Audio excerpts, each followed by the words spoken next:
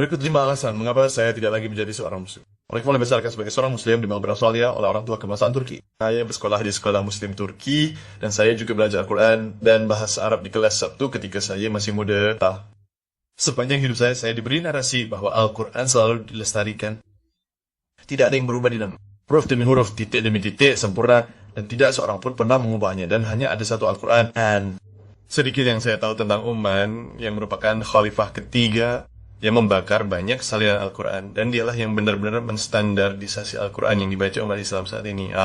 Banyak umat Islam yang membaca Al-Quran saat ini membaca versi setengahnya, tetapi ada juga kalaf, duri, dan banyak versi lain yang bacaannya berbeda dari versi Al-Quran setengahnya, tetapi mereka tidak memberi tahu Anda hal itu karena akan menimbulkan banyak keraguan dan pertanyaan. Islam, semua orang di komunitas itu hanya akan mengerutkan kening pada Anda dan pada dasarnya berpikir Anda telah murtad.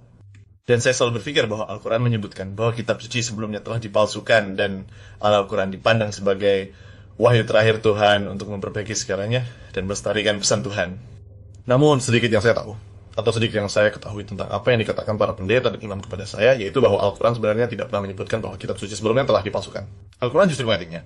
Al-Quran menegaskannya dan juga memberitahu Muhammad jika dia ragu untuk kembali ke kitab suci sebelumnya untuk mengonfirmasi apa yang dikatakan Al-Quran. Dan sepanjang hidup saya tumbuh di sekolah muslim, saya tidak pernah diajarkan surga seperti apa yang akan diterima umat muslim. Dan surga seperti apa yang kita terima adalah 72 perawan yang dipenuhi alkohol.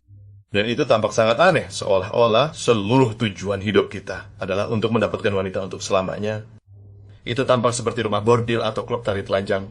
Itu sama sekali tidak suci. Pertama kali saya mengetahui bahwa Muhammad menikahi seorang anak sebenarnya sudah sangat terlambat dalam hidup saya. Saya berusia sekitar 20 tahun. Terjadi selama masa kanak-kanak. Dan seorang laki-laki saya benar-benar memberitahu saya bahwa Muhammad menikahi seorang tahun. Dan saya tidak tahu bagaimana cara mendamaikan itu. Apa yang mereka katakan kepada saya adalah, karena Allah memilihnya. Karena dia meriwayatkan banyak hadis dan juga saat itu hal yang wajar. Dan Anda tahu itu hanya alasan yang tidak dapat saya terima. Ini seperti bagaimana Muhammad bisa menjadi panutan sepanjang masa ketika dia menikahi seorang anak. Itu tidak masuk akal. Dan dia juga menikahi 11 istri sekaligus. Al-Quran mengatakan Anda hanya boleh memiliki. Dan saya juga diberi narasi bahwa Islam adalah agama damai. Namun sebenarnya tidak demikian ketika Anda membaca teks dalam Al-Quran bab 9 yang dianggap sebagai wahyu terakhir Al-Quran. Jadi mereka membunuh dan dibunuh.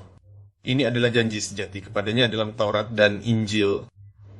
Jadi bagaimana ini bisa menjadi agama damai jika salah satu bab terakhir yang diwahyukan dalam Al-Quran adalah bab yang paling kejam di seluruh